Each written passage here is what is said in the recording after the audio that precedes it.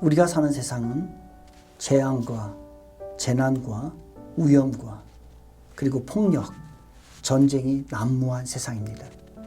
그로 인해서 우리는 분노하고 탄식하는 삶을 살아가고 있습니다.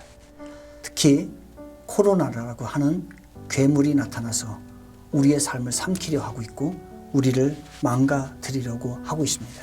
그래서 우리는 오늘날 행복의 나라가 너무나 그립습니다. 바로 오늘 본문에서도 이사야 선지자는 그 이상적인 나라, 행복의 나라를 꿈을 꾸고 있습니다. 사람들은 칼을 쳐서 삽을 만들고 창을 쳐서 괭이를 만들 것이다. 민족과 민족이 더 이상 싸움을 벌이지 않고 전쟁이 사라질 것이다. 이사야 선지자는 그 이상적인 나라를 꿈을 꿉니다. 창과 칼이 없는 나라, 행복의 나라를 꿈을 꾸고 있는 것이죠.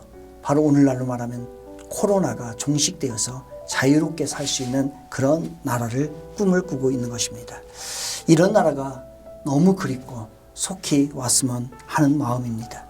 언제 우리가 그리던 이러한 나라가 올까? 오늘 성경에서 본문은 이렇게 얘기합니다. 말일에, 종말에 온다는 겁니다. 즉 이 말은 무슨 말입니까? 말일에 온다는 것은 이 세상 가운데는 행복의 나라, 이상적인 나라는 이루어지지 않는다는 것입니다. 우리가 그렇게 그리워하고 꿈꾸는 행복의 나라는 존재하지 않는다는 것을 이야기합니다. 그렇다고 한다면 우리는 어디에서 행복을 찾아야 될까? 이제 행복을 교정해야 합니다. 행복에 대해서 재정립을 해야 하는 것이죠. 그래서 오늘 우리는 이제 다른 행복을 찾아야 할 때가 된 것입니다. 그동안에 우리는 행복을 잘 먹고 잘 사는 것, 이것이 행복으로 여겼습니다. 그러나 그러한 나라가 이루어지지 않습니다. 하나님께서 우리들에게 원하는 행복의 나라는 어떤 것일까요? 바로 사명이 있는 나라인 것입니다. 사명을 가지고 있는 삶인 것이죠. 하나님께서는 우리를 이 땅에 보내실 때에 사명을 주시고 보내셨습니다. 즉 우리는 여행자로 온 것이 아니라 하나님의 사명을 가지고 출장 온 것입니다.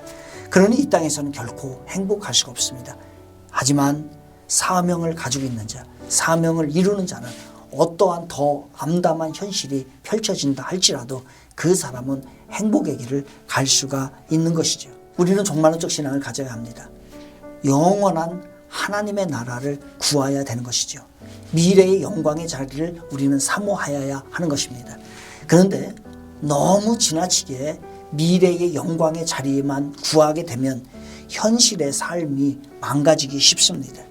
미래의 하나님 나라만 생각을 하게 되면 이 땅을 살아가는 모습이 부정적이고 그리고 염세적인 삶이 된다는 것입니다.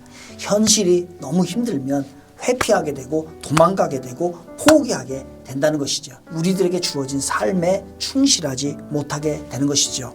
그래서 오늘 말씀이 4절로 끝나지 않고 5절까지 이어지게 되는 것입니다. 5절을 보도록 하겠습니다. 야곱 족속아 오라 우리가 여호와의 빛에 행하자.